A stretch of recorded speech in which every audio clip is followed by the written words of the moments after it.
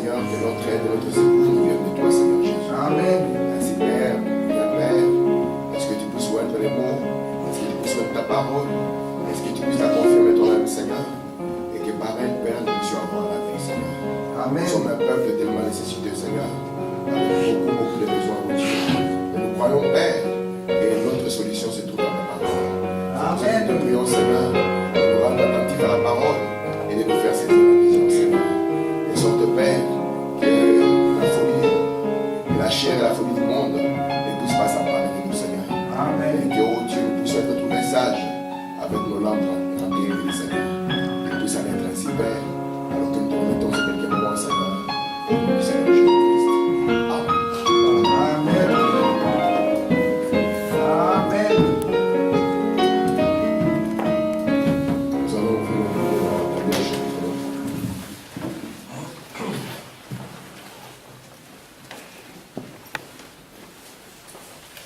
Nous allons lire la partie du verset 20. Nous allons nous lever, s'il vous plaît.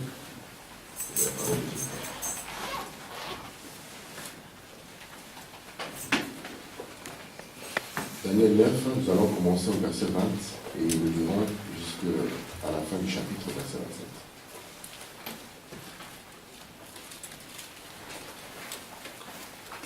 La Bible dit ceci. Je parlais encore, je priais, je confessais mon péché et les péchés de mon peuple d'Israël, et je présentais mes supplications à l'Éternel mon Dieu, en faveur de la montagne de mon Dieu. Je parlais encore dans ma prière quand l'homme Gabriel, que j'avais vu précédemment dans une vision, s'approcha de moi d'un vol rapide au moment de l'offrande du soir. Il m'instruisit et s'entretait avec moi. Il me dit, Daniel, je suis venu maintenant pour ouvrir ton intelligence. Lorsque tu as commencé à prier, la parole est sortie et je viens pour te l'annoncer car tu es un bien-aimé.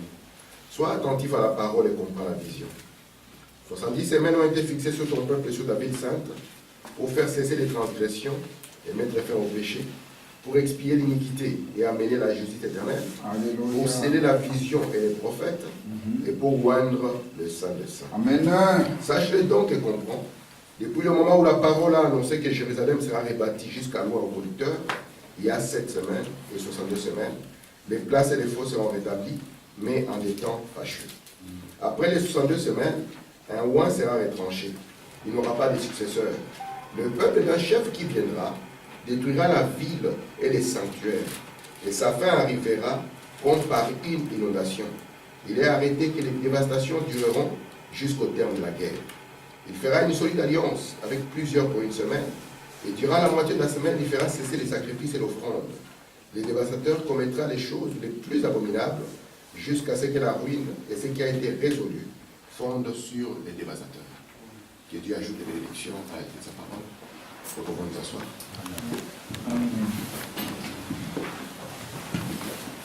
Je vous salue tous au nom du Seigneur Jésus. Amen. J'espère que tout le monde se porte bien. Amen. Je vous présente les au revoir de ma belle-mère et des deux voyageurs aujourd'hui. On a couru le matin, très tôt le matin à l'aéroport, et puis on est arrivé là-bas, l'avion a été cancellé.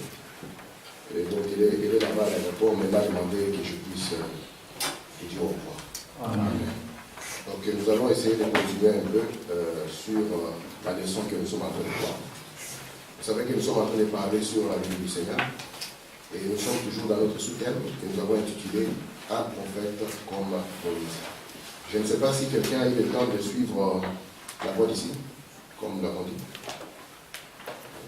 Merci Frédéric. Tu as vu beaucoup de choses qui sont dedans, non? C'est très bon. C'est très bon. Il faut vraiment prêcher la voie d'ici 3 fois 64. Si vous avez le temps, si vous avez une version, écoutez cela, je crois que ça bénira votre cœur. Ok, Amen. Est-ce que vous êtes prêts? Amen. Amen. Entrons dans notre leçon. Frère Benjamin, le Seigneur te bénisse. Je suis content de vous voir tous. Nous sommes en train de parler de la venue du Seigneur. Et nous avons essayé de l'explorer du mieux que nous le pouvons. Mais essayer de prendre quelques aspects. Parce que mon but est de donner des points précis. Et je crois qu'on va y arriver, des points précis qui vont nous montrer à quel moment nous sommes fixés dans le plan de Dieu. Est-ce que vous me comprenez? Amen. Remarquez, nous avons montré que lorsque le Seigneur vient, parce que même définir le Seigneur, c'est tout un problème. Mais lorsque le Seigneur vient, et qu'il vient dans ce qu'on appelle la venue du Seigneur, il doit venir avec un titre ou avec un nom de fils. C'est ce que nous avons dit. On ne peut pas parler de la venue du Seigneur s'il n'y a pas un nom de fils qui lui est collé. Et nous avons dit que le Seigneur, lorsqu'il vient sous 3 noms de fils. Et les 3 noms de fils qu'il a, c'est d'abord le Fils de l'homme, et puis nous avons le Fils de Dieu, et nous avons aussi le Fils de David. Amen. Est-ce que vous êtes avec moi? Amen. Et je voulais d'abord que vous puissiez comprendre cela, qu'il n'y a pas de venue du Seigneur si le nom de fils n'y est pas attaché. Parce que souvenez-vous, Frère Branham nous a dit que la venue du Seigneur, c'est juste une seule grande venue, mais qui va se manifester dans une certaine trinité.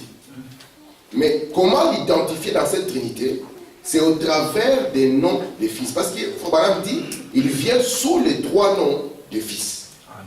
Et souvenez-vous, nous avons d'abord regardé le pèlerinage terrestre du Seigneur Jésus par rapport à la 70e semaine, selon le conseil de Frère Branham nous disant que si nous ratons les 70 semaines, notre difficulté sera grande. Amen. Parce que nous allons continuer de confusion en confusion. Et Dieu a été bon, il nous a envoyé Frère Branham, qui nous a aidés à comprendre les 70 semaines de Daniel.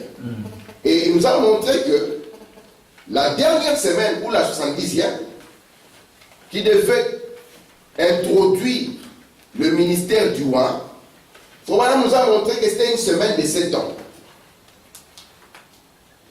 Et que Jésus, quand il était sur la terre, le ministère du Christ sur la terre a duré 3 ans et demi. Parce que nous savons que Jésus a été baptisé quand il avait aux environs de 30 ans, comme dit la Bible. Et lorsqu'il sortit de l'eau, l'onction est descendue sur lui. Et la voix a dit, voici mon fils bien-aimé, dans lequel je me plais de demeurer, écoutez-le. Et remarquez, Frère Branham nous a montré que quand il était sur la terre, il s'est identifié lui-même comme étant le Fils de l'homme. Amen. Et nous avons commencé à définir ces principes ici, ou bien ces concepts. Et nous avons vu que Fils de l'homme, le mot Fils de l'homme simplement signifie prophète. Et Jésus, quand il était sur la terre, tout le monde savait que ce monsieur était un prophète. Mais remarquez, pour qu'on puisse avoir le Fils de l'homme, on a besoin de voir l'onction de Dieu qui descend sur ces prophètes. Et l'onction là, c'est la colonne de feu, le logo sur le Fils de Dieu. Donc quand vous avez le Fils de Dieu qui vient rendre un Fils de l'homme, alors là, ça va vous produire le Fils de l'homme. Et remarquez, cette promesse du Fils de l'homme ou du roi, c'est une promesse que Moïse avait donnée à Israël. Lorsqu'il a dit à Israël, l'Éternel, votre Dieu, vous suscitera du milieu de vos frères un prophète comme moi. Je vous ai dit qu'Israël, entre Moïse et le Seigneur Jésus, a eu beaucoup de prophètes. Mais aucun d'eux ne pouvait dire, je suis le prophète tant attendu. Parce que celui-ci, il était un prophète différent. Et je vous ai dit, souvenez-vous, lorsque vous voyez la colonne de feu entrer en scène, elle ne vient pas en scène pour rien. Nous savons que lorsqu'elle vient parce qu'elle est en train de vouloir amener le peuple dans un exode. Est-ce que vous êtes là? Amen. Et remarquez, William Branham nous a dit que dans la parole, à part les petits exodes qu'Israël a connus, nous avons les 3 grands exodes qu'il y a eu. À savoir, l'exode qu'il y a eu au temps de Moïse, l'exode qu'il y a eu au temps du Seigneur Jésus, et l'exode que nous avons au temps de la fin. Et Frère Branham nous dit que nous devons comprendre l'exode qu'il y a eu. Dieu essaiera de tirer une nation dans une autre nation. Parce que c'est cela l'antitype de ce que nous allons avoir aujourd'hui. Est-ce que c'est clair jusque-là? Amen. Et remarquez maintenant, pour pouvoir avancer facilement, nous avons compris que lorsque le Seigneur Jésus était sur la terre, là, dans cette venue, il s'est identifié au nom du Fils qui était le Fils de l'homme. Après qu'il eut quitté la terre, parce que selon la promesse, il était venu du Père et il devait retourner au Père. Et nous savons qu'il avait quitté l'enveloppe terrestre, pour pouvoir retourner au Logos. Et c'est pour ça que durant cette période, remarquez un peu dans Daniel 27, si vous pouvez regarder ça avec attention, vous allez voir que là-bas, il nous est promis qu'il y aura un moment où l'offrande sera arrêtée. Amen. Comprenez cela? Il y aura un moment où l'offrande, parce qu'Israël devait toujours offrir l'offrande à Dieu. Et il y avait un moment où on avait dit que cela sera arrêté. Il faut vraiment me dire, remarquez, quand est-ce que cela devait être arrêté? C'est quand le tabernacle devait être détruit. Vous êtes avec moi? Amen. Parce que Dieu, il traite soit avec l'église naturelle, soit avec l'église spirituelle. Et quand il traite avec les uns, il laisse les autres. Quand il traite avec les autres, il laisse les uns. Et remarquez maintenant, quand le Seigneur Jésus était venu, il était venu pour les brebis perdues de la maison d'Israël. Mais à cause de l'aveuglement, alors qu'est-ce qui s'est passé? Le peuple aveuglé, comme Joseph, lui a fait du tort. De sorte que nous qui étions au loin, nous puissions aussi être appelés. Amen. Et vous allez remarquer là maintenant que quand le sacrifice est arrêté, Dieu ouvre les 7 âges de l'Église, qui sont les 7 périodes de temps que Dieu donne aux autres qui n'étaient pas des Juifs de pouvoir aussi entrer. Est-ce que c'est clair jusqu'à là? Amen. Parce que, selon Ésaïe 61, lorsqu'il avait pris les rouleaux, il avait dit, l'Esprit du Seigneur m'avait oint. Il m'avait oint pourquoi? Pour proclamer une année de grâce. Et souvenez-vous, la grâce ne peut être que là où il y a le sang. Amen. Vous comprenez ça? Amen. S'il n'y a pas de sang, il n'y a pas de grâce. S'il n'y a pas de sang, il n'y a pas de pardon de péché. Et Dieu ici a accompli l'écriture de Lévitique au chapitre 16, qui disait que le souverain sacrificateur devait répandre le sang 7 fois. On devait avoir 7 aspersions du sang en direction de l'Est. Vous êtes là? Amen. C'était ça la promesse de Dieu. Et remarquez maintenant, selon William Branham, par rapport au livre d'Apocalypse, il va nous dire que les 7 aspersions du sang, nous allons les trouver dans l'Apocalypse, commençant du chapitre 1er jusqu'au chapitre 3. C'est là où nous trouverons les 7 aspersions du sang. Et remarquez que les 7 aspersions du sang, comme nous avons le sang, alors cela nous a donné ce que nous avons appelé avec le prophète le trône de grâce. Amen. Et pourquoi c'est le trône de grâce? Parce qu'il est aussi environné de 4 êtres vivants. Amen.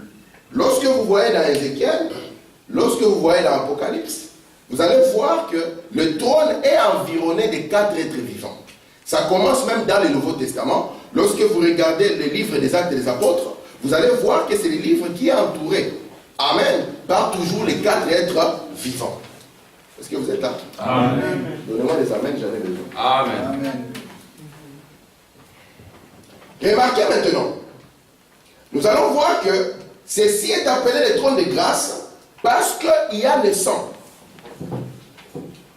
Et les 7 aspersions de sang sont faites au travers des 7 messagers. Amen. Pourquoi ceci? Ceci ressemble exactement à ce que Moïse a essayé de faire lorsqu'il était en Égypte. Parce que Dieu avait dit lui-même que lorsque je viendrai pour délivrer mon peuple, je descendrai par ma main puissante. Et nous avons vu que la main puissante de Dieu, ce n'est pas un bras qui a fait beaucoup d'exercices.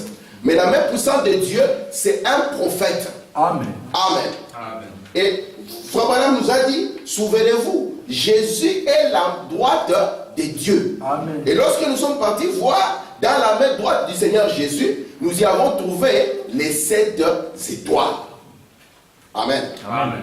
Et Branham nous a dit, souvenez-vous que Moïse n'était pas un gaucher. Vous vous souvenez de ça? Amen. Nous avons lu la citation. Moïse n'était pas un gaucher. Il était un droitier parce que ça devait correspondre à ceci. Souvenez-vous que le but de Moïse envoyé en Israël était de faire sortir Israël de l'Égypte. Amen. Amen. Et ici, nous allons avoir nos 7 aspersions de sang. C'est Manuela, ça va jusque-là? Et les 7 aspersions de sang font que vous ne pouvez pas être pardonné si vous n'êtes pas sous une certaine aspersion du sang. Amen. Très bien. Amen. Et vous devez savoir sous quelle aspersion du sang vous êtes. Parce que Dieu il a fait 7 aspersions de sang au travers de cette messager. Mais souvenez-vous ce que Frère Branham dit. Il dit, l'exode d'Israël en Égypte était un exode naturel. Il dit, mais ici, faites attention, nous sommes confrontés à un exode spirituel. Amen. Donc même les sangs dont nous parlons, c'est Manuel, souvent on dit le sang de Jésus, je crois que c'est un langage que tout le monde connaît. Mais nous ne croyons pas que le sang de Jésus, c'est un liquide quelconque qui est quelque part. Amen. Amen. Parce qu'ici, il s'agit maintenant d'une signification spirituelle. Alléluia. On va dire, on dit, le Seigneur Jésus, il avait, en tant qu'être humain, il avait une certaine quantité de sang dans son corps. Parce qu'un homme a plus ou moins à peu près 5 litres, je crois. À peu près 5 litres. Il ne pouvait pas en avoir plus. Mais ces sangs-là typifiaient quelque chose. Et on sait que le sang a toujours parlé de la vie. C'est pour ça qu'un papa peut dire de ses enfants, c'est mon sang. Amen. Vous comprenez cela? Amen. Et remarquez maintenant, on devait avoir les 7 aspersions du sang. Parce que nous savons que s'il n'y a pas d'aspersion du sang, il n'y a pas de pardon de péché. Amen. Et comme Jésus, il lui avait été dit, il dit, viens, assis-toi à ma droite. Il n'y a pas une autre droite de Dieu qu'ici. Jusqu'à ce que je fasse de tes ennemis ton marchepied. Et Branham nous dit que cette position n'était pas éternelle. Vous savez ça? Amen. Mais elle devait finir quand la dernière aspersion du sang devait être faite. Alléluia. C'est pour ça que nous croyons que c'est durant cette période de grâce que l'intercession a couru. Vous êtes avec moi? Amen. Je vous ai dit que le livre d'Apocalypse, il est écrit dans une intelligence qui se suit. Et Frère Branham nous a expliqué ce livre par rapport à cette intelligence. C'est pour ça que Frère Branham l'a divisé en 3 parties. Il a dit, nous avons Apocalypse 1 à Apocalypse 3, puis nous prenons de 3 jusqu'à 19, et puis nous prenons de 19 jusqu'à 22. C'est comme ça que William Branham nous a présenté les livres d'Apocalypse. Pourquoi l'a-t-il fait ainsi? C'est pour que nous ne puissions pas l'aborder autrement. Sinon, nous allons nous embrouiller. William Branham dit c'est comme ça que les adventistes et les témoins de Jéhovah se sont embrouillés. Pourquoi? Parce que comme ils n'ont pas compris les 70 semaines et qu'ils n'ont pas compris ces plans, ils ont pris les 144 000 et en ont fait des témoins de Jéhovah, par exemple. Mais Branham dit que Apocalypse 1 à Apocalypse 3, c'est Dieu qui est en train de traiter uniquement avec son Église. Yes.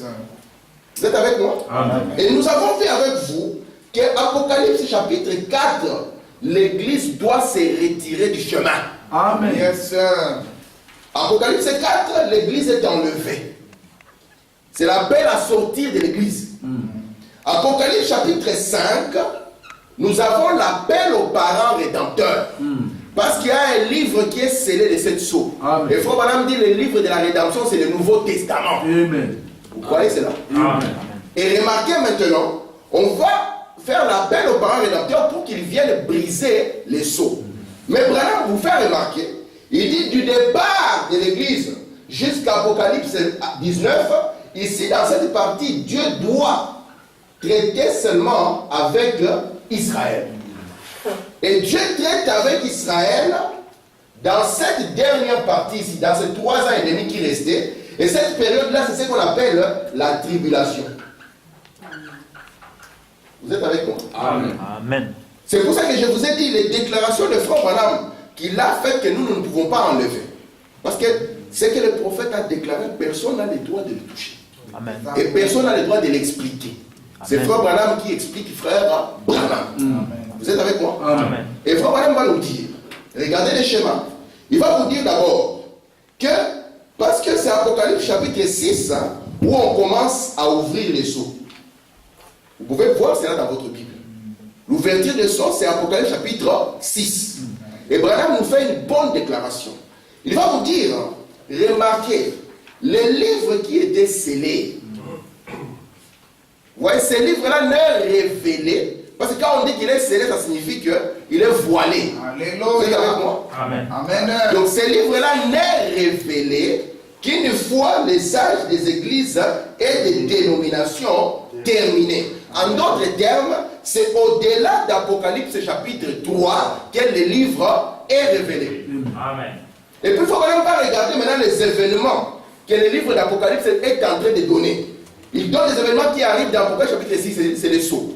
Il va donner les événements qui arrivent à Apocalypse chapitre 8, verset 2, c'est les trompettes. Il va donner encore les événements quand on continue, les malheurs, la femme dans le soleil. Et Branham va regarder effectivement et il va vous faire la déclaration que ce genre de choses arrivent durant la période de la grande tribulation.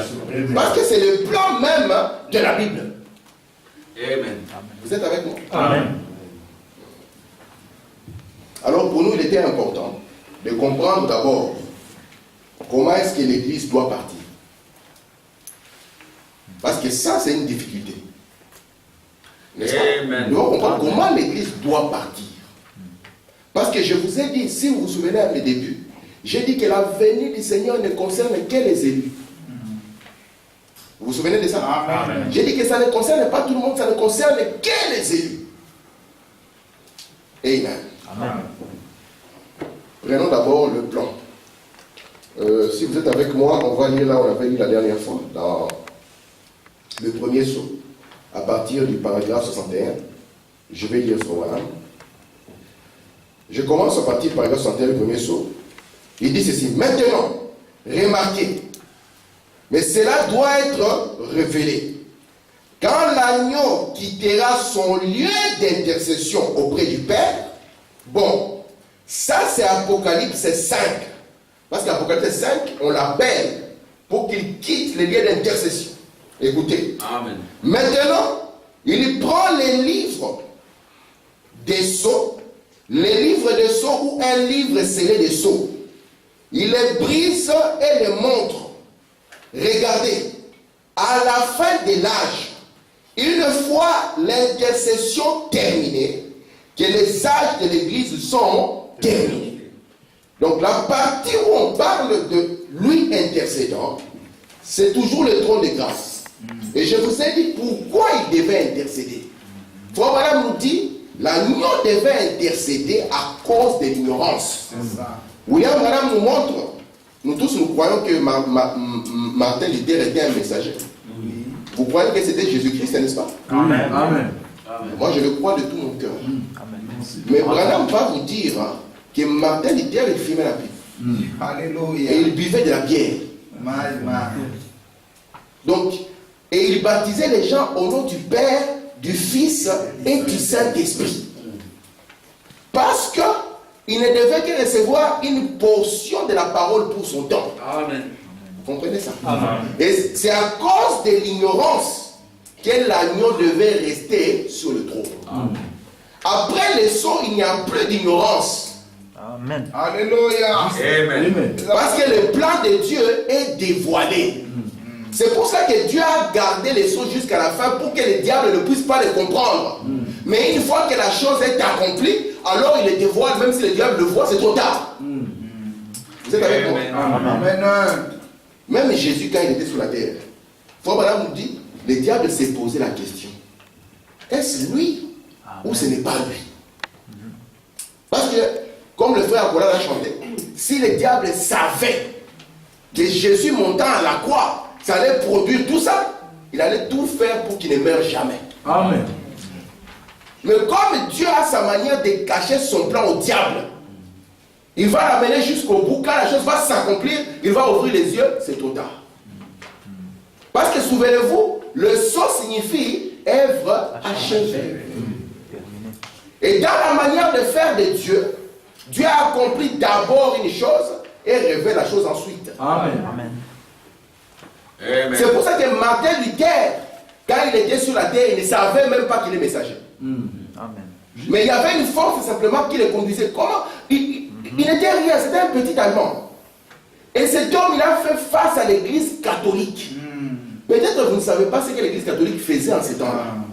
L'église catholique en ces temps-là démettait les rois. Si un roi parle, le pape dit à partir d'aujourd'hui, tu ne plus considéré comme le roi. Et tout le monde le lâche. Amen. Gloire à Dieu. Et ce pouvoir, l'église catholique l'a toujours. Méfiez-vous. Caché. Amen. Et ce petit moine bénédictin, il a lu la Bible. Il a dit non, ces livres, il faut que les gens les lisent aussi. Il a dit soit l'Église a raison, soit ces livres a raison. Mais ce qui est vrai, c'est que les deux ne parlent pas le même langage. Il est sorti de devant son Église et il a mis les thèses. Il les a placardées sur la porte. Et il a dit que la personne qui viendra discuter avec moi, qui ne vienne pas sur base des credos de l'Église, mais qu'il vienne sur base de la parole de Dieu. Amen. Amen. Est-ce que vous êtes là? Amen. Et ils étaient ignorants. Même, ils étaient en train de boire la bière. Pour eux, ce n'était pas grave. Pour ces temps-là, boire la bière n'était pas un problème. Amen. C'est comme ça que nous croyons qu'en ces jours-là, là avant, la polygamie n'était pas un problème. Vous êtes avec moi? Amen. Là-bas, à cette époque-là, fumer la pipe n'était pas un problème. Parce qu'il n'avait pas encore la révélation sur la pipe et la bière. Et vous allez voir que Dieu, comme c'est un Dieu qui avance, parce qu'aujourd'hui, la difficulté, c'est que nous ne voulons pas avancer avec Dieu. Et si nous ne voulons pas avancer avec Dieu, nous allons rester des vieilles épaves rouillées. Vous allez voir que Dieu voulait encore donner plus à son peuple. Et il a suscité John Wesley. Amen. John Wesley est venu montrer aux gens que la sainteté, on ne peut pas l'ôter d'un chrétien. Amen. Parce que celui-ci disait que le juste vivra par la foi. C'est pour ça que nous croyons que la vraie révélation va apporter même la sainteté dans notre vie. Amen. Amen. Amen. Vous le croyez? Amen. Et John Wesley est venu dire non. Il dit nous devons être saints, purs. Parce que notre Dieu est aussi saint, il est pur. Amen. Et Wesley a commencé à nettoyer l'église. Amen. Parce que Dieu ne peut pas mettre son esprit dans un vase qui est sale. Très bien. Il était en train de préparer la voie pour le baptême du Saint-Esprit. Amen. Vous êtes avec Gloire moi? à Dieu. Amen. Aujourd'hui, nous voulons être des vases sales et nous allons penser que Dieu va mettre son esprit là-dedans. Non. Gloire à Dieu. Amen. Un jour, je crois que c'est le frère Livel qui prêchait dans le Branham Tabernacle. Et il a prêché pourquoi Marc 16 n'est pas en action dans l'église. Amen. J'ai toujours dit quel courage au Branham Tabernacle. Et quand il finit sa prédication, il faut qu'on monte. Il dit frère, tu as raison. Dieu ne mettra jamais son esprit dans un vase qui est sale. Amen. Vous comprenez cela? Gloire à Dieu. Et John Wesley a travaillé à cela, à ce que l'église puisse être nettoyée. Et comme l'église était nettoyée, maintenant Dieu devait permettre que le don de l'esprit revienne dans l'église. Alléluia. Vous êtes avec moi? Gloire à Dieu. Amen. Mais remarquez une petite chose, là où je vais attirer votre attention. Avant que cette période de temps n'arrive, vous allez voir que vers l'an 70, ici, de notre ère, un monsieur romain, parce que Rome a toujours été l'ennemi de Dieu, quelle que soit la forme qu'il prend. Rome a toujours été l'ennemi de Dieu. Un monsieur qu'on appelait Titus, il était venu. Qu'est-ce qu'il a fait? Il a détruit le tabernacle et il a détruit Jérusalem. Amen. Et on a dispersé les Juifs dans le monde entier. Souvenez-vous que les promesses de Dieu sont valables pour Israël uniquement quand Israël est dans sa terre. Amen. Cela montrait, c'était une preuve que Dieu les avait mis entre parenthèses. Vous comprenez ça? Amen. Et les Juifs ont été complètement dispersés dans le monde entier. Parce que Dieu voulait maintenant traiter avec nous, les nations. Amen. Et vous allez voir que lorsque nous allons commencer à arriver, parce que la Bible avait promis que Jérusalem sera foulée aux pieds par les nations jusqu'à ce que, jusqu'à ce que quoi? Amen. Les temps des nations arrivent à leur terme.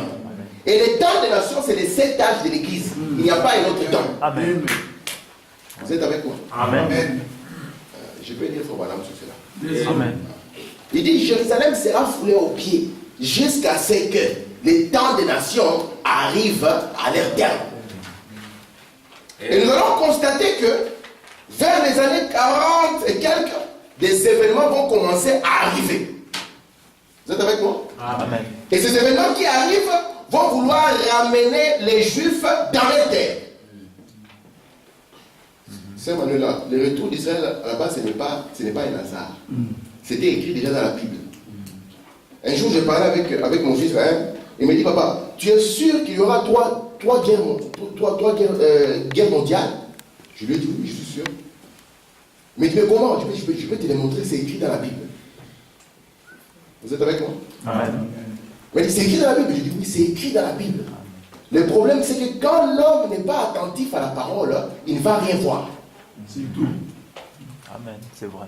Lisons d'abord le plan concernant les fléaux, pour que nous voyons comment les fléaux sont tombés sur l'Égypte, comment les fléaux tombent encore sur l'Église, comment Dieu a tiré Israël de l'Égypte, comment Dieu va tirer l'épouse de l'Église. Frère dit ceci, 1er Sauf paragraphe 62. Il est arrivé au premier âge, à l'âge de Phèse. Il a révélé, il a envoyé le messager. Remarquez ce qui se passe, afin que nous continuions. En voici le plan. La première chose qui se passe, c'est qu'il y a d'abord une annonce dans les cieux. Qu'est-ce qui se passe? Un sceau est ouvert. Qu'est-ce que c'est? Un mystère est dévoilé. Et quand un mystère se dévoile, alors une trompette sonne. Ça déclare une guerre. Un fléau est déversé. Un âge de l'Église commence. Donc un sceau est ouvert. Comprenez cela? Amen. Ça signifie qu'un mystère est dévoilé. L'ange va saisir ce mystère. L'ange va sonner la trompette. Cette trompette va déclencher une guerre. Et puis après, le fléau va tomber. Comprenez? Vous voyez le plan, comment il se passe? Comme par exemple les guerres. Parce que nous croyons que les sceaux qui s'ouvrent ici, ce ne sont pas les 7 sceaux. Non, non, non, non. Ne faites pas cette erreur. Les sceaux qui s'ouvrent ici, c'est du premier jusqu'au 4e sceau. Amen. On Esther? Oui. Sois avec moi. Du premier jusqu'au 4e sceau. L'Éther, par exemple, dans son temps, les sceaux s'est ouvert. Et il devait percevoir le mystère pour son temps. Et ce mystère pour son temps disait que le juste vivra par la foi. Parce qu'à cette époque-là, c'est lui qui payait l'argent. Il avait droit au purgatoire et au ciel. Alors lui, quand il va sonner sa trompette, cela va déclencher une guerre. Amen. Amen. Et puis après, à la fin de cela, la trompette de l'Éternel va produire les résultats pour les élus et les fléaux vont tomber sur ceux-là qui ont rejeté son message. Amen. Vous êtes avec moi? Amen. Ok. Ça, c'est le plan. Continuons maintenant. Il dit, paragraphe 103. Cette guerre, qu'est-ce que c'est? L'ange de l'Église saisit le mystère de Dieu, qui n'est pas encore pleinement révélé. Mais à ce moment-là, il saisit le mystère de Dieu, puis il va vers le peuple, après que le mystère lui a été donné. Il va vers le peuple. Qu'est-ce qu'il fait? Il commence à proclamer ce message. Ça déclenche quoi? Une guerre spirituelle. Ensuite, Dieu prend son messager et les élus de cet âge-là, il les fait reposer à l'écart dans le sommeil. Ensuite, il laisse un fléau s'abattre sur ceux qui ont rejeté le message. Un jugement temporaire. Amen. Et à partir de ça, je vous ai expliqué le schéma des vierges folles. Vous vous souvenez de ça? Amen. Parce que Frère Branham dit ceci. Il dit, lorsque dans la parole de Dieu, vous voyez les chandeliers, vous voyez la lune, vous voyez les étoiles, sachez qu'il s'agit de la période qu'on appelle la nuit. Donc la période de la nuit, c'est la période du trône de la grâce, c'est la période de l'intercession. Vous êtes là avec nous? Amen. C'est la période des âges de l'Église. Et c'est pour ça que Frère Branham nous dit qu'à l'époque d'Israël, la nuit n'était pas divisée comme aujourd'hui en heures, mais la nuit était divisée en veilles. Et il nous a montré nos 7 veilles. Et là, souvenez-vous, Matthieu 25, il dit 10 vierges qui sortirent. Vous êtes avec moi? Amen. Et chacune de ces vierges devait avoir de l'huile dans sa lampe. Parce qu'il ne suffit pas seulement d'avoir une lampe, mais on doit avoir de l'huile dans sa lampe. Et qu'est-ce qui s'est passé? À la 7e veille, la voix a dit, voici l'époux. Alléluia. Quand la voix a dit, voici l'époux, la vierge sage, elle est entrée. Et la vierge folle c'était le moment maintenant de commencer à chercher de l'huile. Amen. On va lui faire Branham, qu'est-ce qu'il explique par rapport à ça. C'était le moment pour eux, parce qu'on a dit qu'on n'aura pas assez d'huile pour vous et pour nous. Allez-y pour chercher. Ils ont commencé des jeûnes et prières, pensant que Dieu était avec eux. Ok. Est-ce que jusque-là, le plan, ça va? Amen.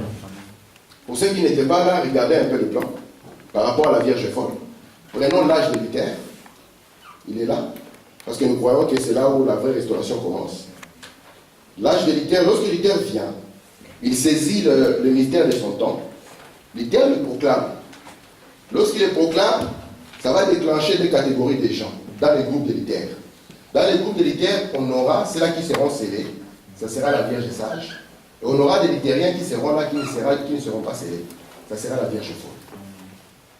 Vous êtes avec moi? Amen. Parce qu'ici, dans l'âge de Thyatire, les catholiques sont devenus des prostituées.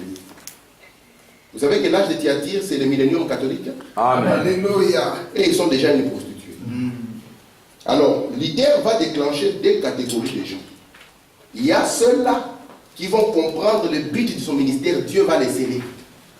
Et comme nous avons vu, quand Luther arrive à la fin, Dieu va prendre Luther et les vierges sages de son temps et il va leur donner un repos.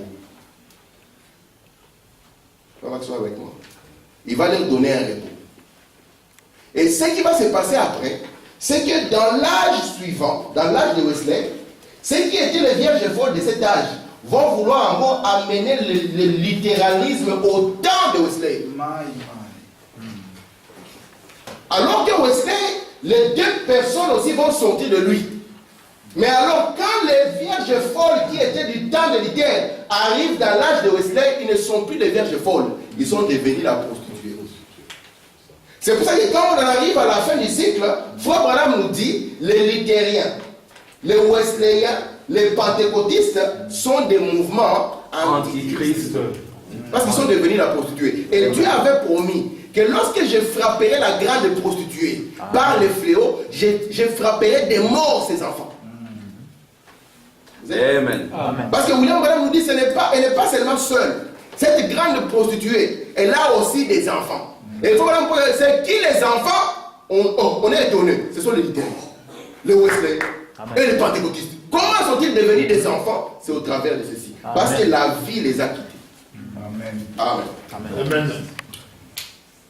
Donc si vous avez le temps, lisez le premier saut jusqu'en bas. Moi je passe à Shalom. Le message Shalom qu'il a prêché le 12 janvier 1964. Frère Branham dit ceci. Une profonde obscurité. Paragraphes 94 et 95 et 96. Une profonde obscurité est l'aveuglement d'Israël.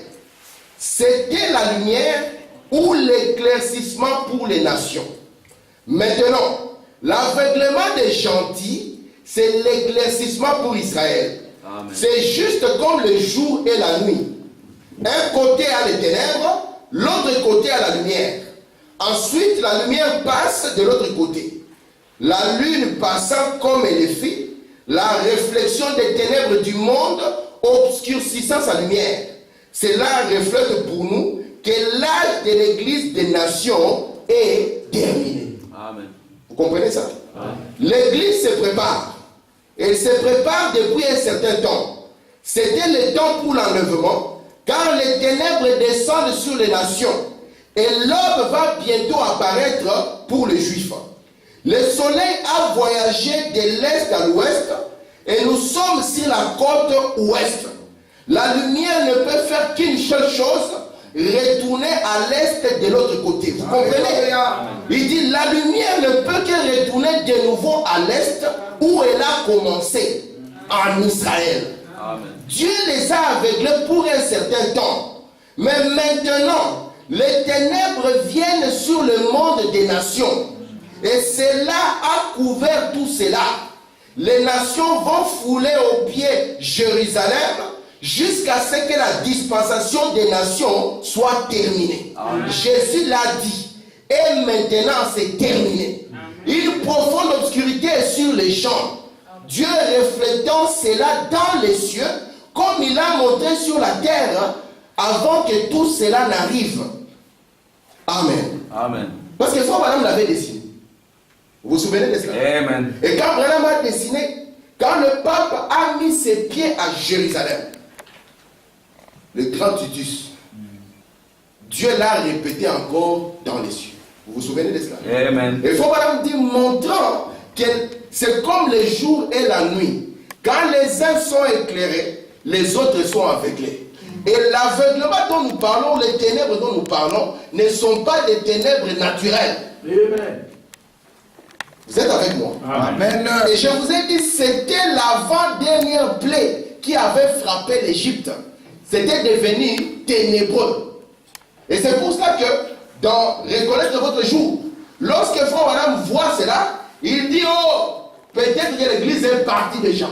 Ou que le dernier élu a été appelé. Amen. Parce qu'il avait dit que Jésus resterait dans cette position jusqu'à ce que le dernier élu puisse entrer. Amen. Je continue ma lecture. Alléluia. Des braves gens sont pris dans cette chose.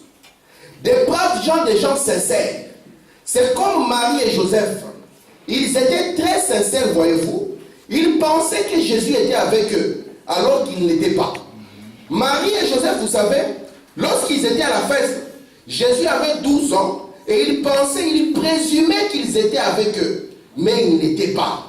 Des braves gens d'aujourd'hui pensent la même chose. Ces gens qui organisent ces conseils des églises, ces gens dans ces organisations, ne vous trompez pas, un individu peut être une organisation. Amen. Alors continuons. Ils pensent qu'ils ont une bonne chose. Ils présument qu'il est avec eux, alors que ce n'est pas le cas. Beaucoup de gens pensaient qu'il était avec eux lorsqu'ils ont serré la main du prédicateur et mis leur nom dans les registres. Mais il ne l'était pas. Beaucoup de gens pensaient que lorsqu'ils ont été aspergés, qu'ils ont été confirmés, baptisés au nom du Père, du Fils et du Saint-Esprit, il était avec eux. Ce sont des braves gens. Marie et Joseph étaient des braves gens. Mais en réalité, ils n'étaient pas là. Il faut même dire ne présumer rien. Amen. Qu'est-ce que la lumière? La parole de Dieu confirmée. En dehors de cela, il n'y a point de lumière. Vous ne pouvez pas éclairer la terre avec une lampe torche. Il faut la parole de Dieu qui soit manifestée, le Fils. Amen. C'est pour ça que l'éclair part de l'Orient et se montre en Occident. De même sera l'avènement du Fils. Alléluia. Et la parole faite chair, c'est ça la lumière de l'âge lorsque vous la voyez. Amen. En dehors de ça, c'est ténèbres sur ténèbres. Amen. Alléluia. Et ceci, c'est Dieu qui dit, les ténèbres profondes sont sur la terre. Et Branham dit, c'est le jugement qui frappe les temps des nations. Quand on regarde les temps des nations aujourd'hui, on va dire, Branham, je vous ai dit, quand la mort frappe, cela ne veut pas dire que les églises ne vont pas grossir. Même un cadavre grossit. Hein. Amen. Vous êtes avec moi? Amen. C'est pour cela que comme Dieu est conscient que ça allait finir pour les nations, de même que ça en était fini pour l'Égypte, William Branham dit, avant que ces ténèbres ne frappent, il faut que Dieu fasse quelque chose. Amen. Vous êtes avec moi? Amen. Parce que ce ne sont pas des ténèbres naturelles pour que la chair ici puisse avoir peur. Amen. Même la mort qui suit ici, ce n'est pas une mort naturelle. Parce que le Seigneur Jésus ici nous avait déjà prévenu. Il a dit, ne craignez pas la mort naturelle. Il y a une autre mort que vous devez craindre. Amen. Amen. Je vais lire encore, frère. C'est pour ça que sans peur, nous déclarons que nous ne sommes pas des pentecôtistes. Amen. C'est tout. Amen. Amen. J'ai lu frère. Amen. Je suis dans les événements modernes. Rendu clair par la parole. Amen. Paragraphe 56. Nous ne vivons pas dans l'âge pentecôtiste. Nous vivons dans un autre âge, voyez-vous. Nous ne vivons pas dans l'âge méthodiste. Nous vivons dans un autre âge. Nous vivons ici en haut, dans l'âge de l'épouse, où l'Église est appelée à sortir, à se rassembler en vue de l'enlèvement. Amen. C'est l'âge dans lequel nous vivons maintenant. Amen. Franchement, mon aime la vie, c'est l'exacte vérité. Amen. Écoutez encore dans Être conduit, paragraphe 40, 140. Être conduit qui avait prêché le 7 décembre, parce qu'il y en a beaucoup. le 7 décembre 65. Il dit, Jésus n'a-t-il pas dit que dans les derniers jours, Matthieu 24, 24, les deux seront si proches que cela pourrait séduire même les chaînes, les prédestinés, les élus, si c'était possible. Presque comme la chose réelle. Ainsi, dans les derniers jours, voyez maintenant les temps du blé. On approche du temps de la moisson. Ce n'est pas l'âge de l'hiver. Ce n'est pas l'âge de la Pentecôte. C'est l'âge de l'épouse. Amen. De même que Moïse a fait sortir une nation d'une autre nation, Christ aujourd'hui fait sortir une église d'une église. Amen. La même chose en type, les appelant, les amenant à la glorieuse et éternelle terre promise. Vous comprenez ça? Amen. Très bien. Amen. Amen. Écoutez, frère Branham, je prends dans quelle attraction sur la montagne? Paragraphe 168. C'est mal là? Ça va là? Ou bien tu es perdu? Ok. Si tu as des questions, il ne faut pas hésiter. Et puis donne-moi ton attention. Paragraphe 168, il dit, oh Dieu, tu as promis qu'il arriverait la même chose aujourd'hui. Je te prie de confirmer cette parole. Nous nous en tiendrons uniquement à cette promesse-là, selon laquelle il arrivera ce qui est arrivé à Sodome, juste avant que Sodome soit brûlée, et que le jugement frappe Sodome, virgule, le monde des nations. De même aussi, le jugement est sur le point de frapper le monde des nations. Et les Juifs ont 3 ans et demi de plus pendant la période de la tribulation, la détresse de Jacob, la suite de 70 semaines de Daniel. Mais là, les jours des nations sont comptés. Il est temps de partir. Amen. C'est Frère Branham qui dit ça. Les jours des nations sont comptés. Les nations se disloquent. Nous le voyons vraiment. Ils se disloquent. Israël se réveille. Les jours des nations sont terminés. Vous êtes avec moi? Amen. Ils sont comptés. Amen. Gloire à Dieu. Et Dieu nous a donné un signe. Vous savez, dans la voie du signe, Frère Branham dit ceci. Écoutez bien ce qu'il dit. Il dit que s'il y a un prophète qui vient, parce que le prophète est un signe, vous savez ça? Amen. Amen. Le prophète est un signe. Lorsque vous voyez le prophète, sachez qu'il doit avoir une voix qui doit suivre.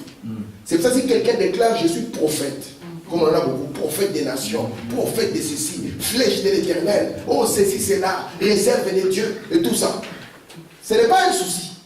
Nous allons attendre d'écouter la voix qui est derrière. Frère Branham dit, s'il vient avec la même vieille organisation, les mêmes vieilles compréhensions, il dit ça ne vient pas de Dieu. Amen. Je vous défie de l'écouter. C'est dans la voix du Seigneur. C'est lui qui est la voix de Dieu à travers.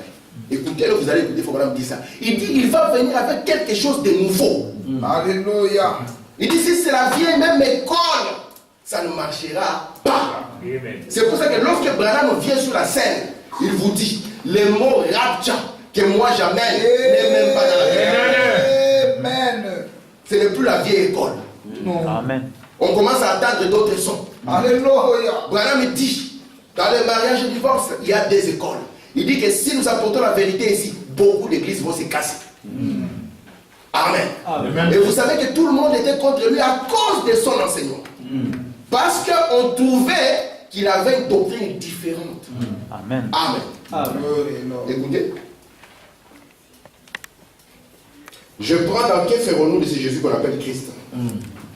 J'ai dit, je crois, paragraphe 77, prêché le 26 juin 64. Paragraphe 77. J'ai dit, je crois que l'église y passera, mais pas l'épouse.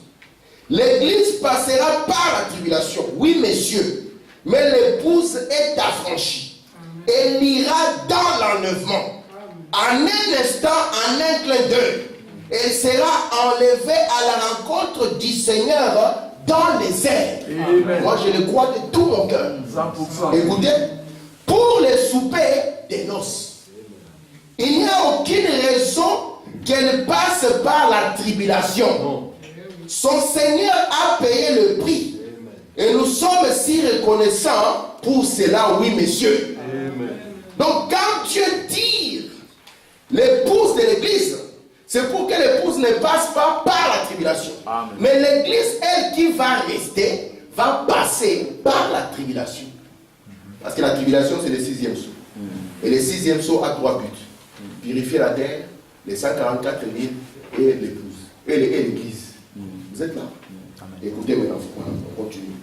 Je prends les livres des vies de l'agneau. Paragraphe 81. Maintenant, avant que la période de tribulation ne vienne, d'abord Enoch et Noé étaient le type de ceux qui étaient transportés, comme la Vierge endormie. Mais Enoch a été enlevé avant que la tribulation ne survienne. Amen. Et Enoch fut enlevé et ne fut pas trouvé parce que Dieu l'avait enlevé. Un type du départ de l'église. Noé l'observait. Donc Noé regardait Enoch. C'est Yannick Branham qui a le secret. Amen. Amen. Noé regardait Enoch. Il dit, lorsqu'il a vu Enoch partir, il n'a pas attrapé les jambes. Lorsqu'il a vu Enoch partir, il a su qu'il était temps d'entrer dans l'arche pour y être transporté durant la tribulation. Amen. La Bible dit, 10 vierges sortirent à la rencontre de leur époux. 5 d'entre elles étaient sages, 5 étaient folles. Et elles étaient toutes vierges.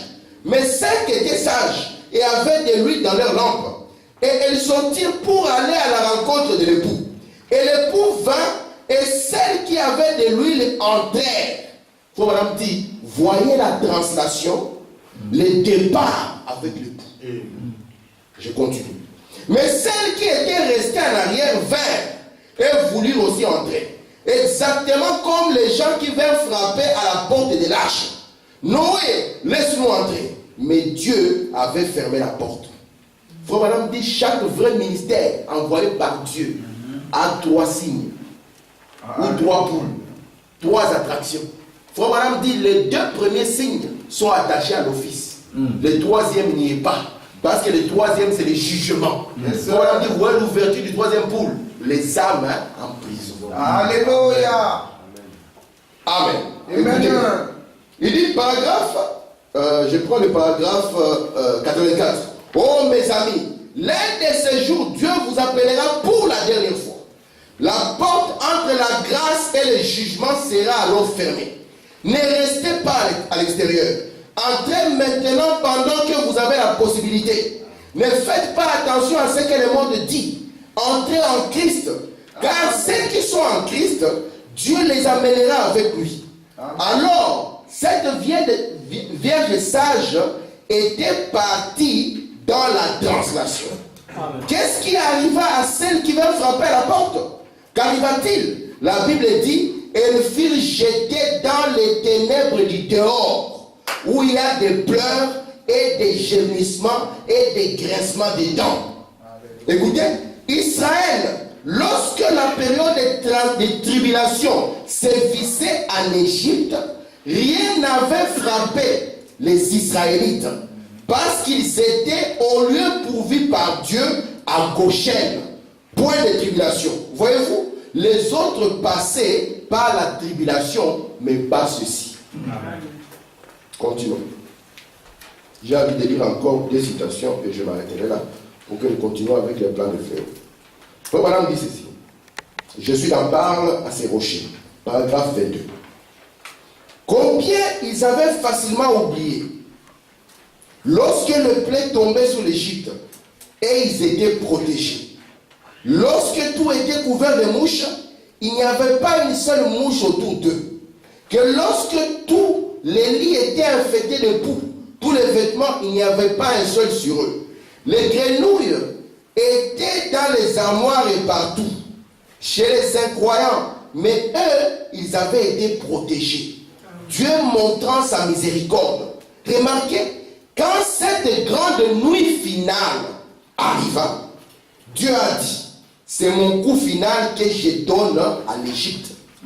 Mais avant de donner ce coup, je dois mettre mes enfants en lieu sûr. Et un agneau de sacrifice fut immolé, et le sang fut appliqué sur le montant et les linteaux de la porte.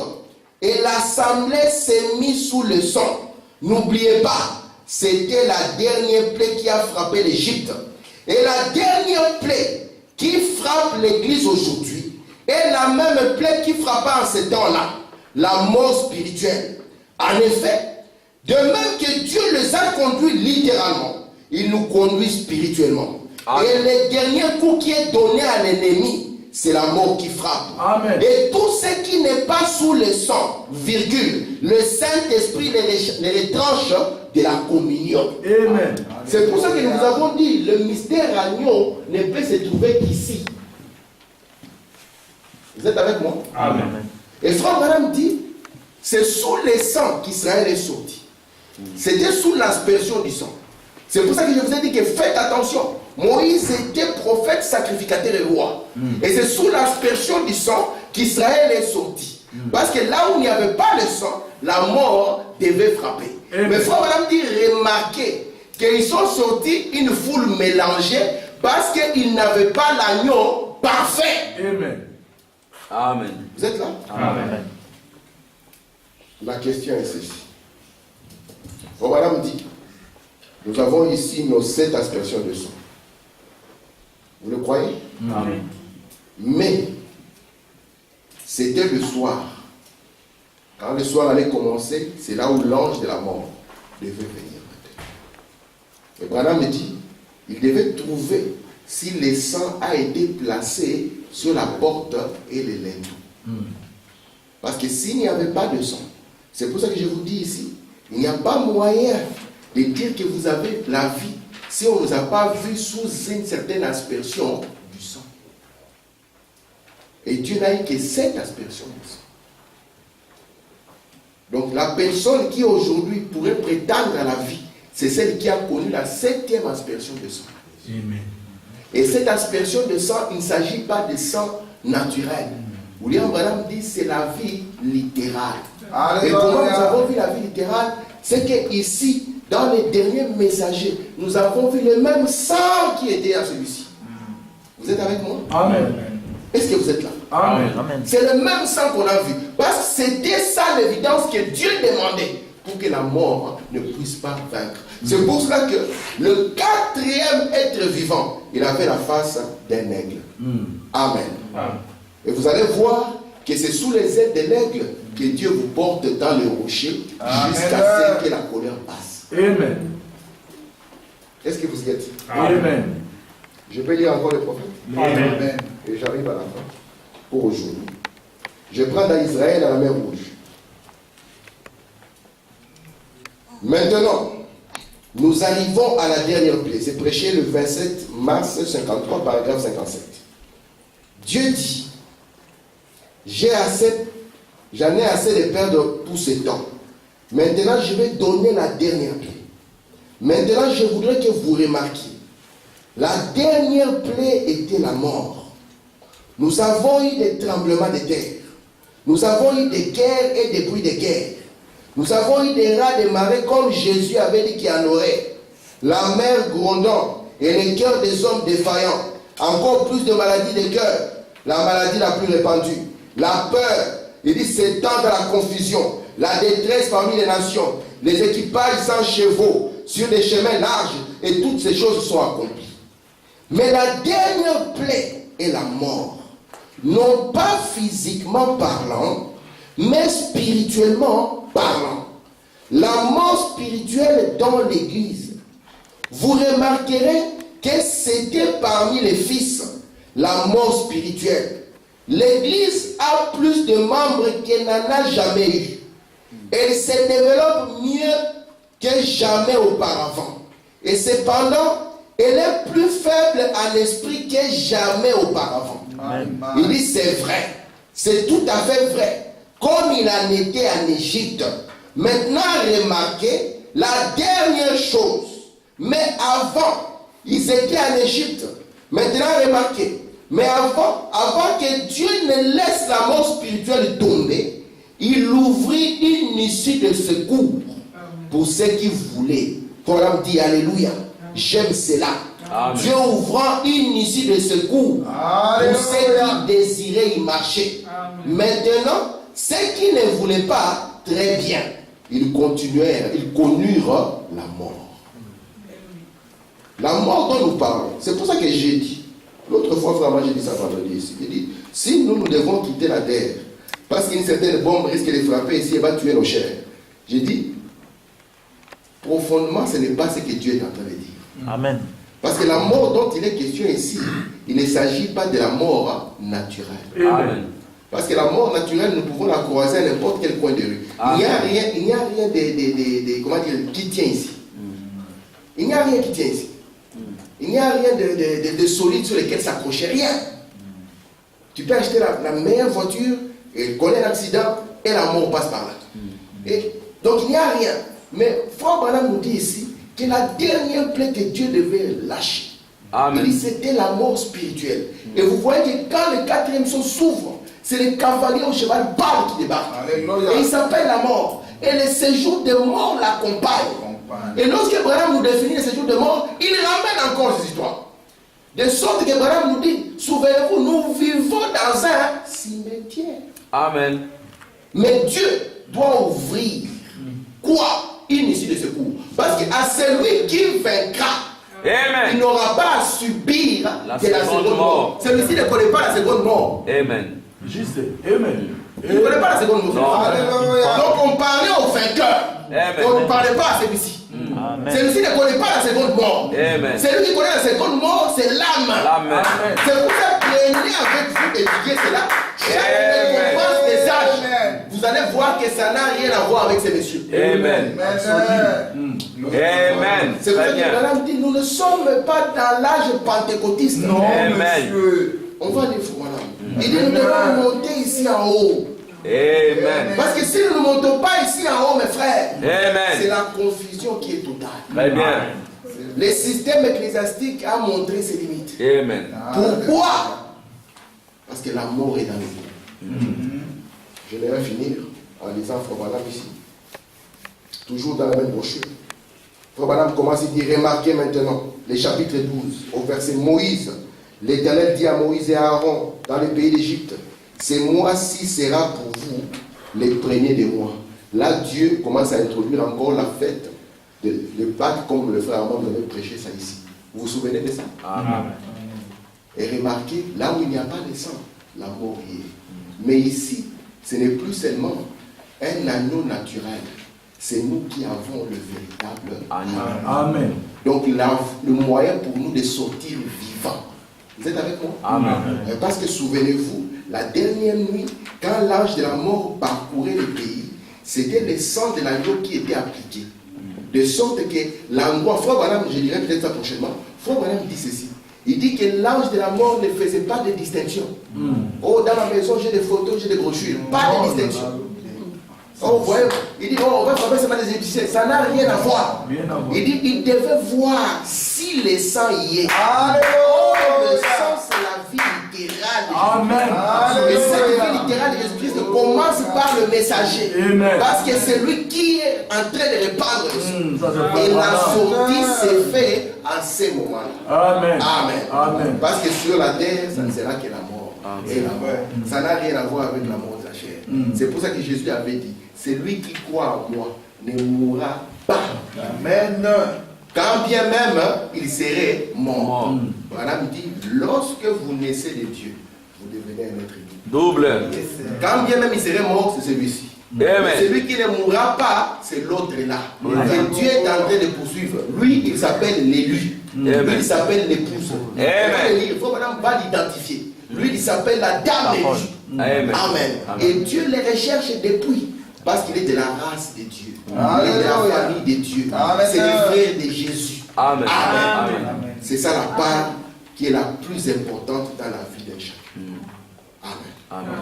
C'est lui qui vaincra. Amen. Il n'aura pas à souffrir de la seconde mort. Telle une plaie qui est en train de frapper. Il dit l'église des nations aujourd'hui est terminée. Vous croyez que c'est par hasard que vous retrouvez encore Israël dans sa terre? Non, non, non, non. Vous croyez que c'est par hasard qu'il est là depuis 46? Non. Parce que nous avons compris que quand il a été détruit, Dieu a visité Nous allons comprendre Amen. le but de Malachie 4. Vous allez comprendre les deux parties de Malachie 4. Frère Branham dit faites attention. Parce qu'après ceci, nous verrons un prophète comme Jean. Amen. Ou bien un prophète comme Élie.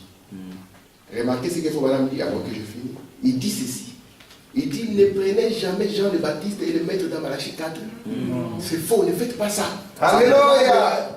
C'est comme ça qu'au début on voulait expliquer les gens. En prenant Jean et le plaçant dans Malachie 4. Toujours. Parce que nous disons, il ramènera le cœur des pères à leurs enfants. Non, dit. Et le cœur des enfants à leur père. Maintenant, comme nous, on ne savait pas l'autre côté, on disait, ouais, il ramènera le cœur des enfants à leur, des enfants à leur père. Vous voyez, ça, c'est Frère Branham qui nous ramène à la foi apostolique. Les pères à leurs enfants, vous voyez, ça, c'est Jean qui ramène nos messieurs. Non. Amen. Malachie 4 à 2. Et ce n'est pas Jean. Jean, c'est Malachie au chapitre 3. Alors faites attention, si vous n'êtes pas sur cette dernière aspersion, la mort sera sur vous. Et il faut Madame dit, vous allez vous dessécher. Peut-être qu'on va avoir beaucoup de membres. Peut-être qu'on va grossir, mais spirituellement, on n'aura pas la valeur. La moindre épreuve, on ne saura pas la supporter. La moindre chose, on va paniquer, on va perdre les repères. Et surtout que nous sommes dans un âge d'épreuve. Amen. Amen. Mais souvenez-vous, à cet homme intérieur, on a dit ni maladie, ni souffrance, Ni pleurs. ni pleurs. Amen. Sur cette montagne, il n'y a pas de dommage. Vous êtes avec moi? Amen. Il dit, lui, il est sans tache ni ride, ni rien de semblable. Amen. Il est semblable à Jésus-Christ. Amen. Amen. Alléluia.